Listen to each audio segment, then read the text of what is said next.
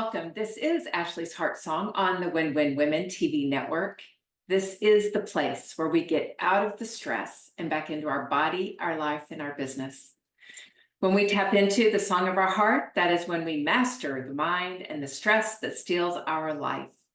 We are continuing our journey, and in fact, we are ending our journey today through the book, Your Greatest Power. This has been a 6-part series, and today we're going to do an integration of all that we have read the last 5 episodes of Ashley's Heart Song in the book, Your Greatest Power by J. Martin Kohe.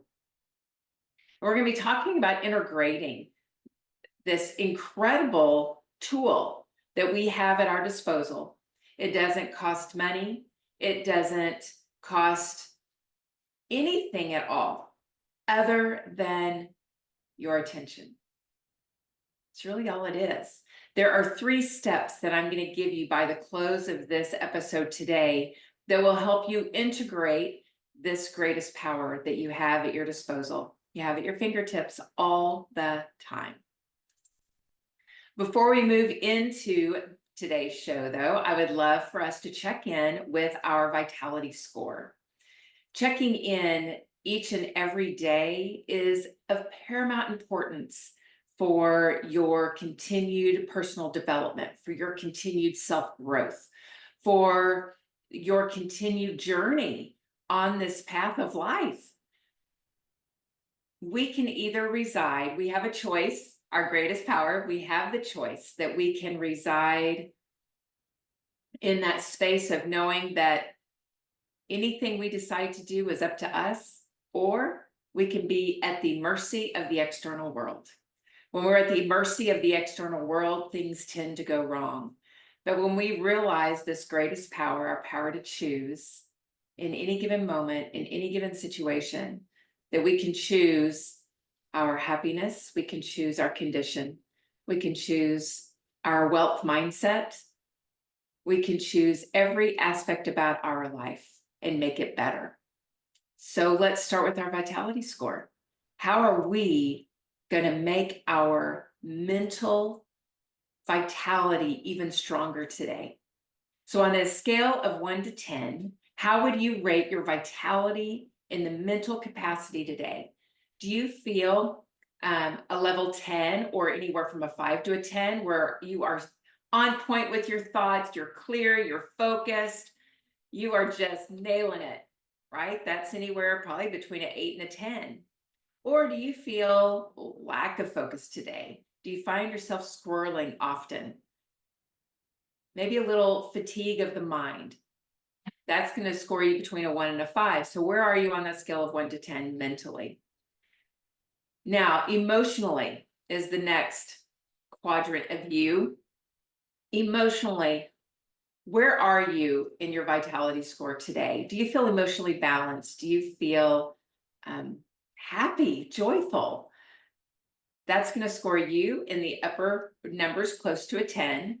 Or do you feel out of balance, discombobulated, a little edgy, maybe a little moody, maybe a lot moody? That's going to score you in those lower numbers below 5. All right, write your number down. Next, what is your score for physical vitality today? Physically, are you strong? Do you feel mobile and flexible? Do you have the energy you need to do everything you would love to do today? That's going to score you in those upper numbers, closer to a 10. Or do you feel fatigued? Maybe you are feeling out of sorts today physically. Maybe the digestion is not where it needs to be. Maybe your breathing is shallow. Maybe you are feeling weak. Maybe there is an ill feeling within you. That's going to score you between below the 5 marker. So where are you physically today? And then our final quadrant that makes us up is our spiritual health and vitality. Where are you spiritually today? Spiritually, are you connected? Did you take time this morning to get connected? Be in gratitude. Be in quiet, in stillness, in meditation. Where are you spiritually? Are you scoring close to a 10, or are you totally disconnected didn't take time this morning, you have felt out of sorts all day, disconnected all day, that's going to score you below that 5 marker. All right, tally up your score, y'all. When we tally up our score, the high score can be 40. And whatever your range is, you're just looking at the number. There is no judgment here. And we don't judge because when we begin to judge and criticize ourselves, what does that do? It increases the stress response in our body. Our body begins to dish out all these chemicals that work against us that make us even more tired and more disconnected. So we don't want to go into judgment or criticism. We just want to look at that number and go, wow, physically, I'm not doing so good today. So what do I need to do? My number's low on the physicality of me. The emotional of me, where are you emotionally? And we're just looking at this and what can you do today? We make a choice. Today, you made a choice when you woke up, and that's why your score is where it is today. So are you going to change your choice so you can change your number? Are you going to shift and change and choose different thoughts so that you can elevate mentally, emotionally, physically, and spiritually? Because our thoughts have so much to do with where we are in all those 4 quadrants of our vitality. It's so big, y'all. So big. So let's move into, let me tell you this though, on that score, you're going to make that choice and you're just going to work on it. And maybe by the end of the show today, when you have those 3 steps of what you can do to begin integrating in this greatest power that you have at your disposal, that will help you elevate those numbers. All right. So let's get to this. Your greatest power. Have you discovered it? Have you truly tapped into it in the last 5 episodes? Have you been watching yourself? Because our very first step when we are discovering this greatest power is to be in awareness, to be that observer in our life where we can see, ooh, I didn't choose so good that time. Well, how can I choose next time? What thoughts can I choose next time so that I can begin moving forward? You know, our greatest power is in discovering it. We are discovering our greatest power. We are learning to be in relationship with our greatest power. So that very first week was all about discovering it. It's about being in that state of awareness, being the observer, noticing. And if you have been doing this, if you have been in awareness and been the observer of your life, noticing what you're choosing each and every day, you will notice that it is your patterns of old that you have had the majority or all of your life, if not the majority of your life. It's those patterns that have been pulling you out and away from the best choice you can make at any given time. It's just the pattern. You know, it's so fun. My husband and I are watching a TV show right now together in the evenings. And he and I are both getting so, well, we're just in a huge state of awareness about it, because what we have realized is as we're watching this, this is a show that's involving, you know, in the 20s, right? The 20s marker, the 20 age group. And it's like, wow, they go to make a good choice. And then all of a sudden they are sabotaged and they make a bad choice. And it's a bad choice that totally eliminates all the good that was happening in their life for them. And all of a sudden they're in this huge muck puddle and they got to figure out a way out. Do you ever feel that way? Do you ever feel like you find yourself knee deep in a muck puddle and just 2 days ago you were riding high? What happened? Along the way, there were some patterns, your saboteurs, that showed up that had you choosing through automatic behavior that was put in play when the pattern was created, put in play to have you make a choice. You chose. It was unconscious because it was a pattern. So it was unconscious. You probably weren't very conscious of it. It was just this automatic behavior that came up. And all of a sudden you realize, oh my gosh, that was not a good idea. And you're knee deep in that muck puddle. Everyone's saboteurs can show up. The thing that we can do as a human being with this power to choose is to be in that state of awareness and to be in observation mode and notice all the time. Be in that noticing phase, in that awareness phase, to where we actually see what's happening. And I am speaking to the choir here within myself, because like you, I have these patterns. And I will have a pattern show up and I'll think, well, wait, how did I get in this mess? What happened? And I'll look back and I'll go, oh, that's what happened. That saboteur showed up and I didn't catch it. I fell asleep and the saboteur came in when I was sleeping. So we want to be in that state of awareness. And I think that's what that phase of discovering it truly teaches us, is to be in the state of awareness so that we can see what choices we are making and the power of the choice that we can make. The next chapter that we went into was choosing wealth. And this one was just really so good. And I love this one because it compares so beautifully with what I coach on around the stress state and how our words impact the state of our health.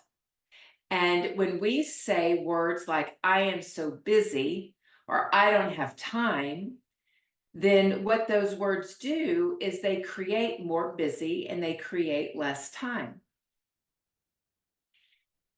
And that never feels right. It never feels good, especially in the body, because your body is going through a stress response every time it hears these words. I am so busy. I don't have time. I don't have enough. Stress response triggers a stress response. And that stress response stops all good things coming in. Because your body is so busy. Yes, it is busy. It is trying to save your life. It is shooting off all this chemistry because it felt threatened and trying to save your life. Your body is doing something else. Your mind is all inside of that. And so we're not even utilizing our greatest power because it is just so absorbed in what's happening on the inside and how uncomfortable it feels. This past week, well, in the last several weeks, I have been stung by wasp multiple times. The last time I was stung by a wasp, I had been stung here since we moved out here to the country a couple of years ago on my hand, but it was only because I hit their nest accidentally and one came out and stung my hand. So I get that. I threatened them. I got stung. No worries. Well, in the last 3 weeks, I've been stung each week by a wasp, and I hadn't done anything. I hadn't done anything, and I was stung. And this really did. I thought, okay, wait. Let me be that observer. What am I doing? What is going on in my head? What's going on inside my body that is creating this condition for the wasp to want to sting me? And when you look at that, at what is going on inside of you at any given moment, we realize that that creates a condition externally. So when we look at and observe and become that observer of our words that we're speaking, the feelings that we have in our body, we realize, oh, this is not going to get me ahead. Being stung by a wasp all the time is not going to get me ahead. It put me into a state of stress. The third time that it happened, which was this last week, I swelled up a whole lot more than I did on the other ones. I believe it was the stress response, because I finally went, oh my gosh, what is going on here? And there was a stress response that happened within me. And I believe, from everything that I know about the human body, I believe my body felt super threatened because of my stress response. And it really went to town on eliminating that venom. And when we can see so clearly that our thoughts and our words are impacting our experiences, it makes me want to choose my thoughts and my words a little differently. So when it comes to choosing wealth, we can look at changing our language around that just the same way that we do when you're working with me, when we're working around the health of your body. I have time and space for all that I need to do. I am at peace. So in the choosing wealth, it is, I have enough. I always have plenty. I am prosperous. And when we change that language, we begin to feel the ease come over our body, and our body is in that state of peace, which does what? It gets things moving ahead for you. Y'all, we don't do good work when we're in a stress response. In that worried state, we don't do a good job. But if we can choose wealth by choosing a positive mindset, by choosing, I always have plenty. There's always money in my bank account. I always have enough. Everything is paid on time. When we can choose our language, our state of being will shift and change. And that is when things can be produced in our favor. In our favor. And in the book, when I was reading it to you through the show, and this was on part 2, was Choosing Wealth, it told a couple of stories around choosing wealth and how when this gentleman was looking at these 2 bakers, and one was serving with a joyful spirit, how can I help you? What can I do for you? And the other one was choosing, the times were bad and business was slow and he didn't have enough, and he ran his business from that mindset, and he didn't have any customers in line waiting, whereas the other guy, the line was going out the door.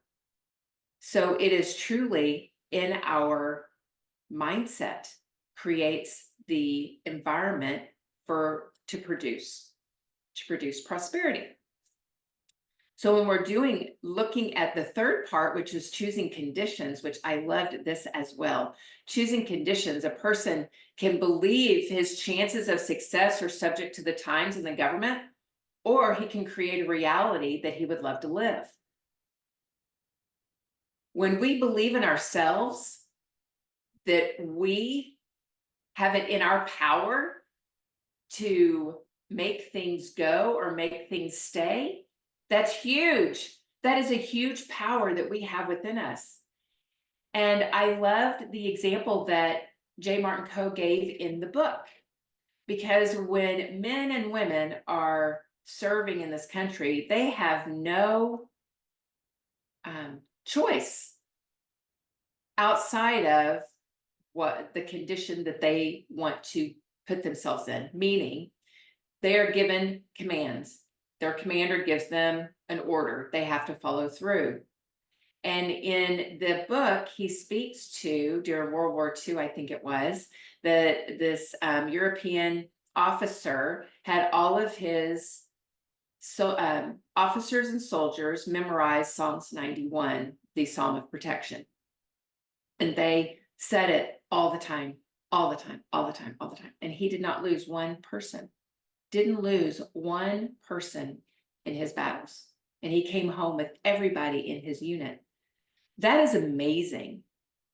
When everyone, none of them could choose the condition in which they were in, but what they did choose was to choose righteous mind, right? The mind of righteous thinking, the mind of knowing that when they choose these thoughts of protection, choose these thoughts of goodness, then things will happen in their favor. During the financial meltdown in the 2000s, people all around me were talking about the economy and how bad it was and how people were losing their jobs and there wasn't enough jobs out there and all of this stuff. They were just talking about it all the time. And I thought, wow, this is so interesting, because I'm a personal fitness trainer all of my life. all of my adult life.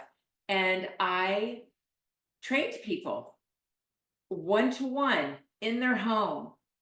I held boot camps, coached people in the boot camps, had big groups. And my business did not flounder during that time at all. And personal fitness training is an extra. Y'all, it's an extra. You don't have to have it. But my business did not decline during that time. Why? Because I chose not to listen to what they were saying, what was happening in the external world. And I knew that within myself, I could keep my business going because I kept the positivity. I knew that everything was taken care of and that business would come my way when it was needed. So it is about choosing conditions, choosing the mindset that supports the conditions that you would love. What about choosing your personality? That was the next section of the book. Oh my gosh, I loved this one too, especially those stories about Benjamin Franklin and Abraham Lincoln. Wow. That we have the power to choose our personality.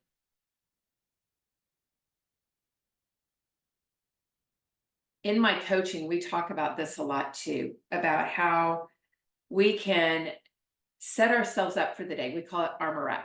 And it's armor up life. We live an armor up life where we spend the morning time armoring up into the vibration, the energy, the core value that we want to adopt that day in order to get things done, or the core value of our heart song in order to get things done and to begin in that forward trajectory. And how if we are that, when we go about our business, then we're going to get a lot more done. When we do that before we eat a meal, we're going to choose nourishing foods. We're going to eat slow and with awareness. When we choose the state that is going to bring about the results that we desire, that is when we move ahead and we actually create the results we would desire. We can choose to get along, or we can choose to be disagreeable. I know that there are instances, right, with people in our life that we disagree with, and we can disagree, but we don't have to be disagreeable inside of that. And again, I'm probably preaching to the choir. I love that when he says that in the book, disagree without being disagreeable. It just rang. It was just like bells in my head. That is so right. Just because you disagree about something doesn't mean we have to get all hot and bothered about it. We can truly just be in that state of what state we want to be in that day. Peace, love, joy. We get to choose our personality. So be like Benjamin Franklin. Make your list of traits that you don't like that are in your personality. Make a list of all of them and work on one at a time, and work on the one to eliminate, the one to override, and then mark it off your list. Once you have successfully eliminated that and it doesn't come back, you can mark it off your list, go to the next one. That is our step 2 about consistent application. To change our thought, to change anything at all about our choices, we've got to be in that state of awareness, and then we have to put forward consistent application to change the thought right then and there, to change the circumstance, to change the condition right then and there, the condition within. And that is a great, I love that activity to do, to write down what it is I would love to change about my personality, what isn't serving me anymore, work on one at a time. And we got to do it consistently. And then the third step to that is persistence. Y'all, you keep going. You keep going. You keep going. You keep working with it. If you forget one day, you persist and you do it again. You never, ever give up on any opportunity there is to make a righteous choice. We keep being persistent. Persistence is key. And then after choosing our personality is choosing happiness. In any given day, we have the power to choose happiness.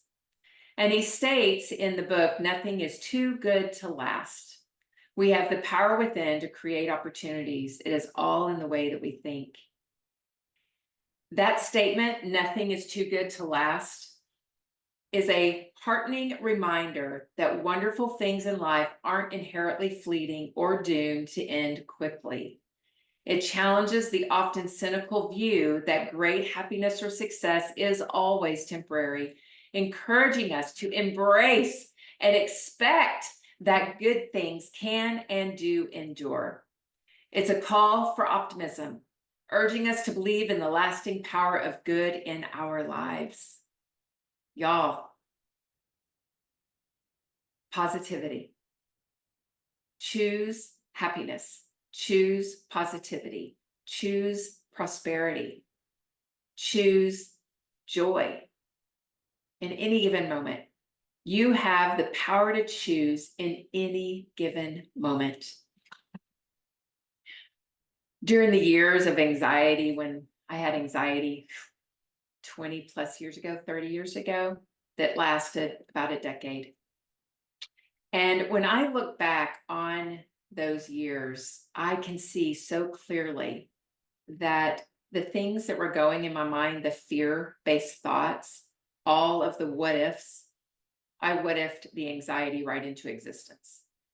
It was, what if this happens? What if this happens? What if this happens? What if I get on this elevator and get stuck? What if what if? What ifed myself and right into the anxiety state.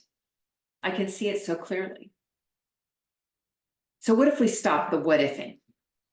Stop the what ifing and be in the current moment and choose happiness, choose joy, choose prosperity, choose abundance, because it is all within your power.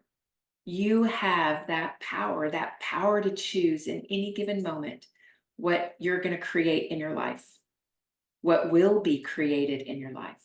It's all up to you. Doesn't have anything to do with anything outside of you. It's all up to you. So your 3 steps to integrating in your greatest power. Be in that state of awareness is step 1. Hawkeye view, be the observer of your life. Notice when you make a choice that is not of the righteous right mind. And clear it and get over into right thinking. Be consistent in your application.